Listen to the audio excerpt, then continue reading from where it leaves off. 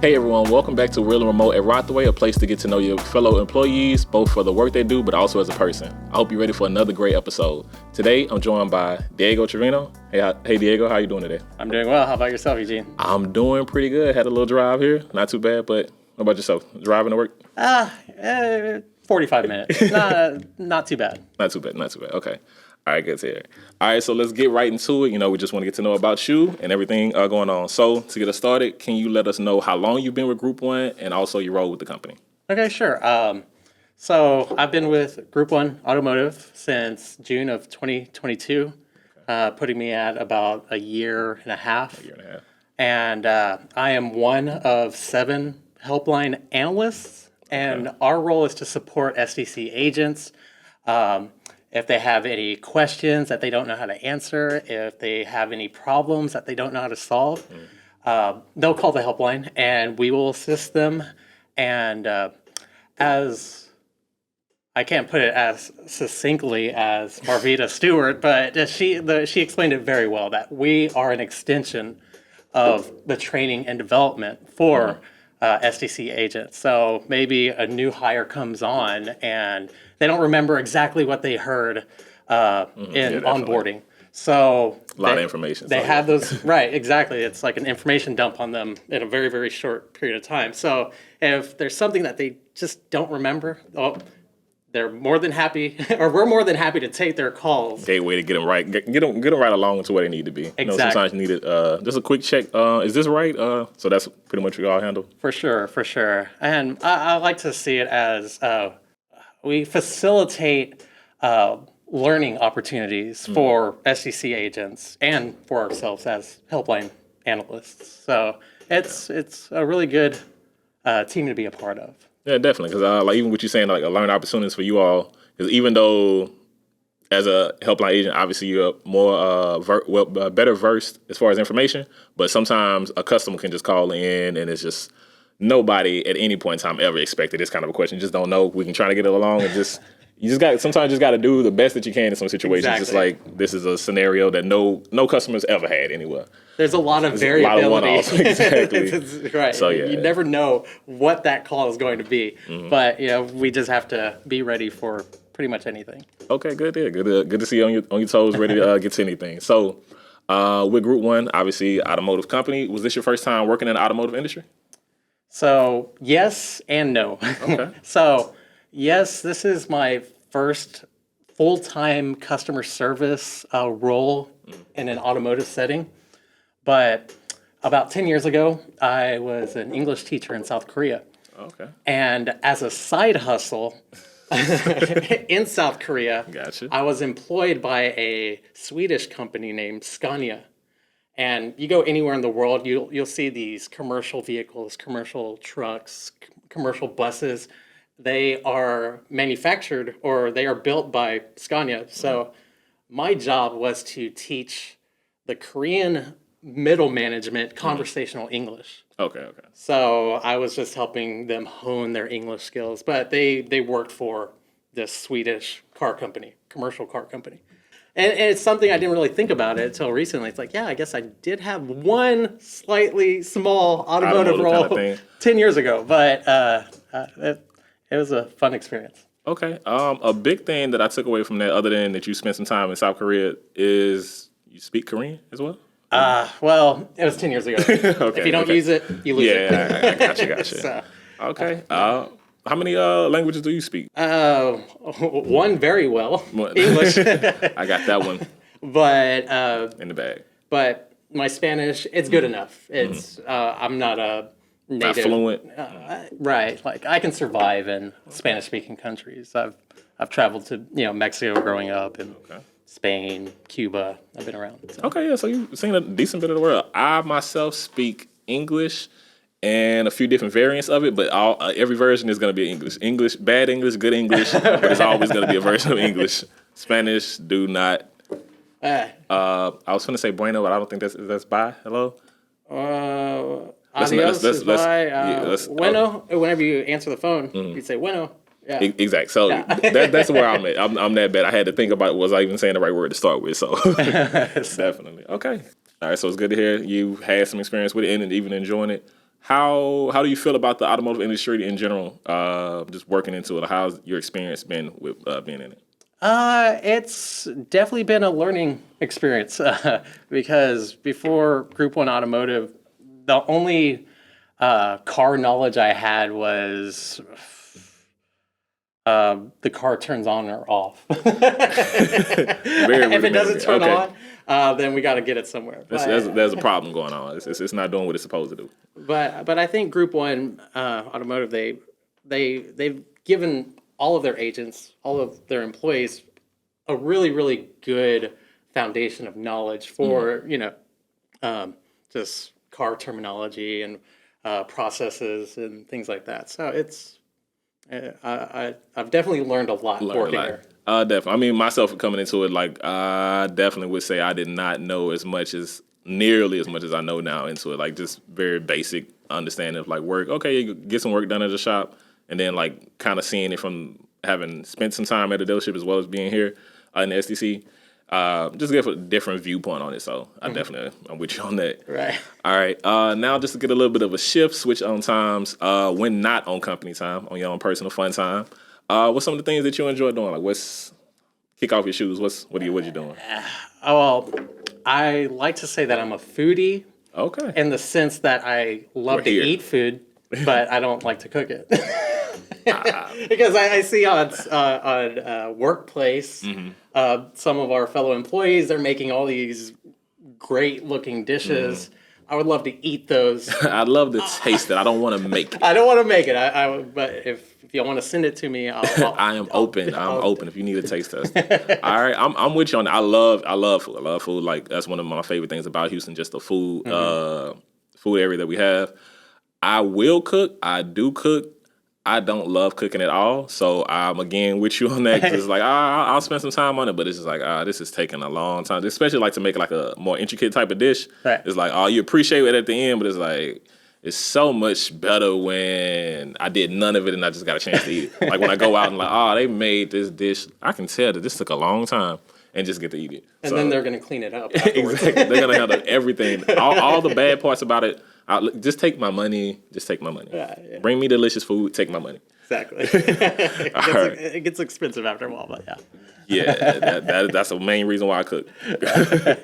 All right. So, with that, do you have any like within just any like personal things, any like fun, interesting stories that you may have? Well, on my off time, it kind of goes back to the previous question. I'll substitute teach at my local school district in Baytown.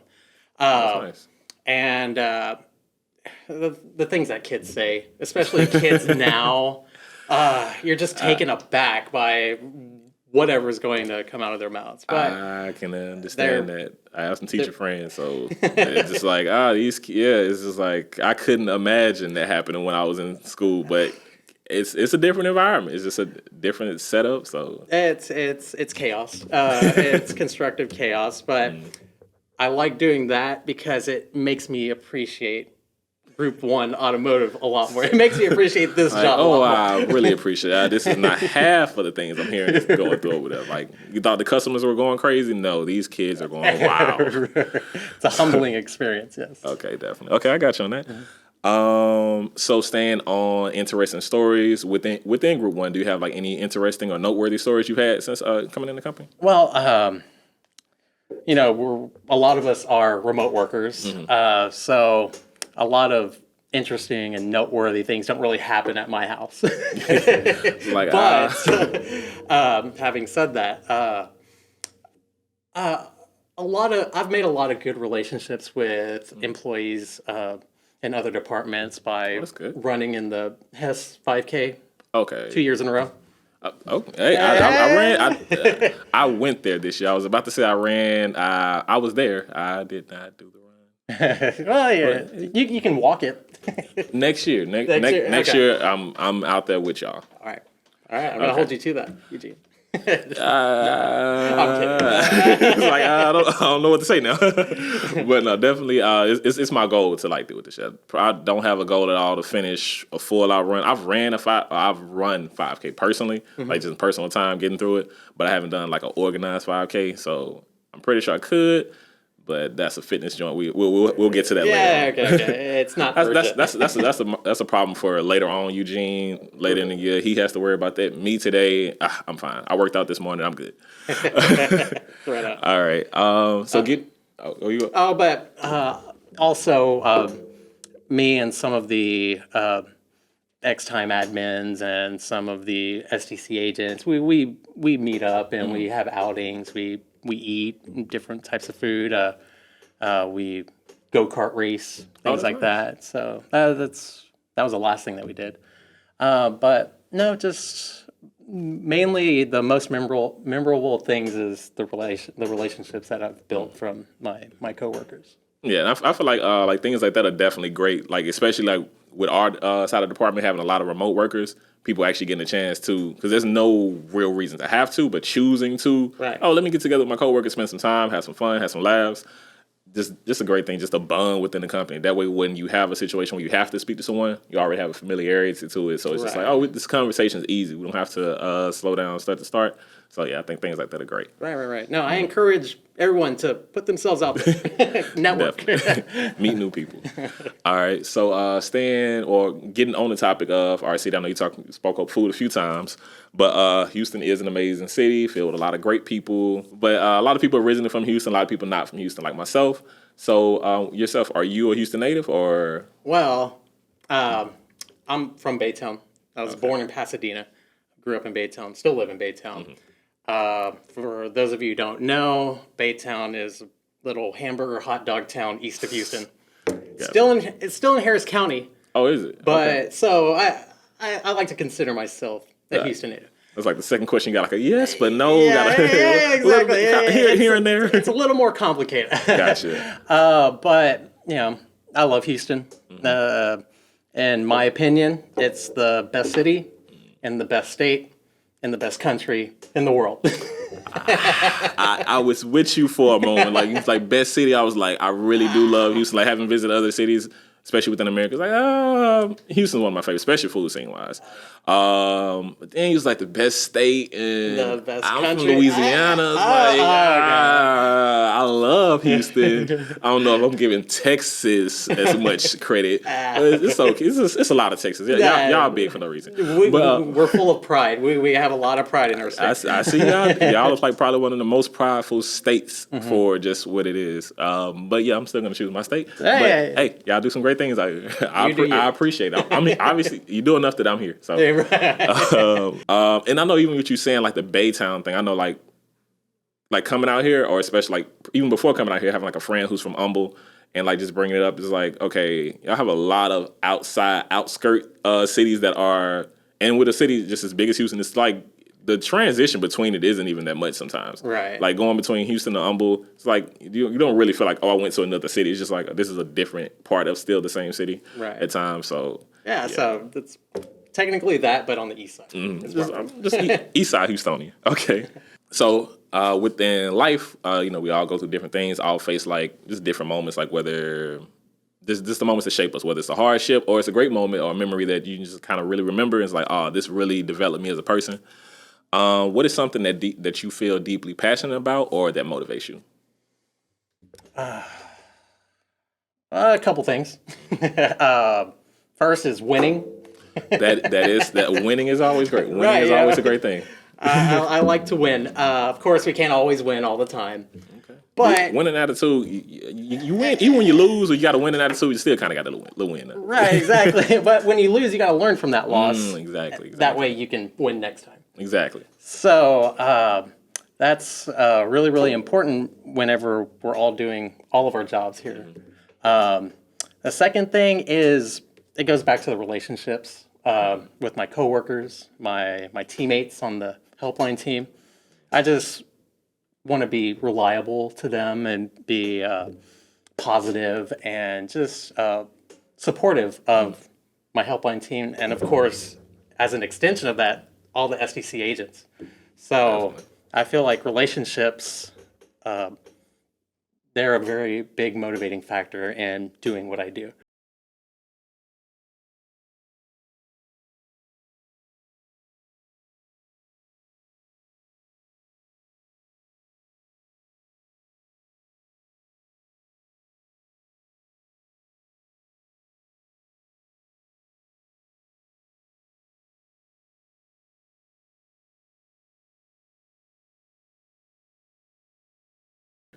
just whether it's family, friends, and things like that. It just makes it better. Even like I know we have different departments within just the BSC. Sorry, just kind of having conversations. Like if it comes up or something that makes sense.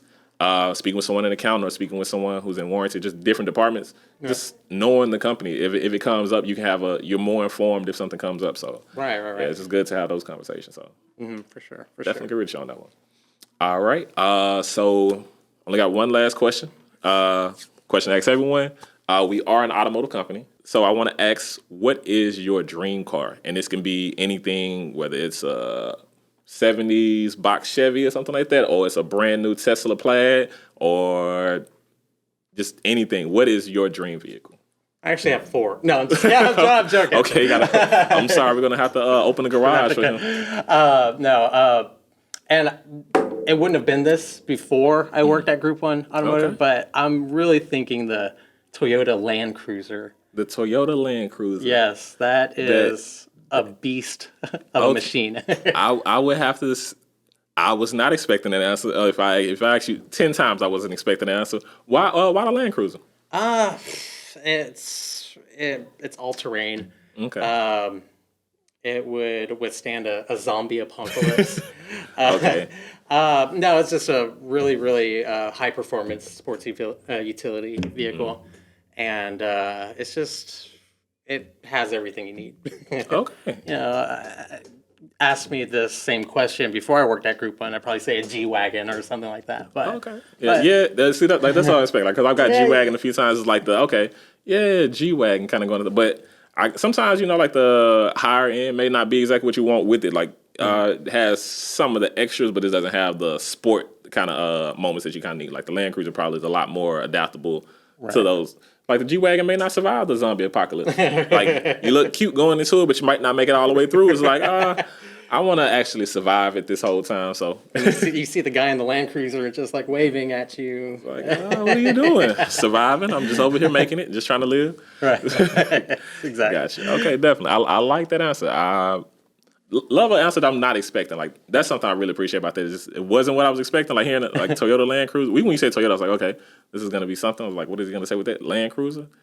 I'm not even 100% sure if I could point out a Land Cruiser, but I know it is a definitely like nice vehicle. Just I've seen and been in some, but and I had a friend who had one, and I didn't really think about it till now, but he loved that car more than his wife. Good thing you just left it at a friend and we left names off it just to not be named. Right. Yeah. All right, definitely. Insert name here. No. Exactly. All right, Diego. So this has been a great conversation. Really appreciate you taking the time to sit down and talk with me. Was there anything else that you may want to get out, or you? Closing arguments? No. No. I just want to say thank you for having me. You have a great platform here. Your previous interviews have been great, and I wish you the best of luck moving forward. All right, thank you very much. So appreciate that. All right. Well. All right, thank you. And so on that note, just want to say thank you to everyone for checking out this podcast. This is Eugene with Real and Remote at Rothway. Thank you, Diego, for coming on with us again. It's been a great conversation, and I hope everyone listening and watching enjoyed this. If you did, be sure to like the video, leave a comment. You can interact in there. And on that note, we're out. We'll see you next time. Adios.